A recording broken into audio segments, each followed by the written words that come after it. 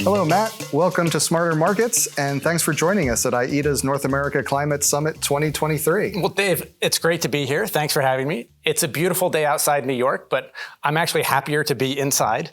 I'm here with Varda Ag. Varda is a company, soon to be an NGO. It was founded by Yara to solve a pernicious problem in agriculture, and that is, how do you move data from something like a combine to a tractor? It seems so simple, yet it's so hard. So Varda built this system, and then they realized that there's this very important application that it could have in the voluntary carbon markets. There's a number of registries, there's lots of originators. They're doing great work to understand what's in an individual project for offsets, for insets on agricultural land. But what's not happening is they're not talking to each other. It's tricky, I guess, because I don't exactly want to give my proprietary information. And so what Varda's Global Field ID system can do is it can anonymously look across all these systems and identify, what are the duplicate fields? Maybe it's an accident, maybe it's intentional, maybe it's just a little overlap, but it's really important to clean that up, Dave, because I think without confidence in what constitutes a carbon credit, the whole market becomes really unstable. And it's a really interesting sector that you're working in as well with agriculture. I'm curious, how are you seeing the adoption of the technology amongst farmers in the agricultural sector? Is there an openness to the carbon markets or a skepticism? There's two groups. There's the farmers who've been doing it, and people come along and say, hey, we want additionality. And they're like, wait, I've been doing this my whole life? I've been doing this hard work. And there's some curiosity, but also some skepticism. They don't quite understand it. And then farmers get hit with this big stack of data, and it's worse than an IRS audit. Sometimes it feels that way. So I think there's an education process. How do you build the tools so it's easy for them? So they want to do the right thing, because at the end of the day, Dave, it's about soil health.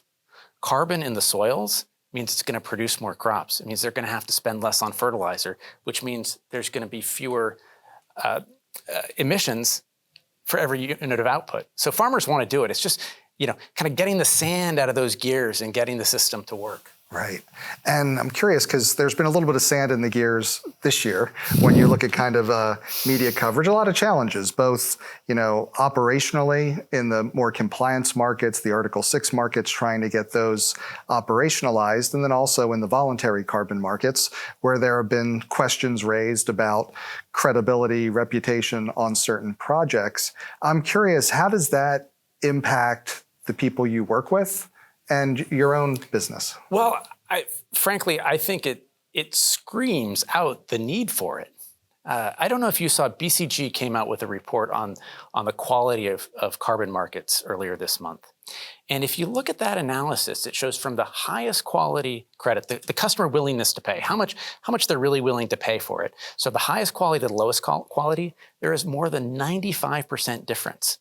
The two primary factors are MRV and transparency. So I think it's important to have a lens that can look transversally across, not just within, so that people can know. Absolutely.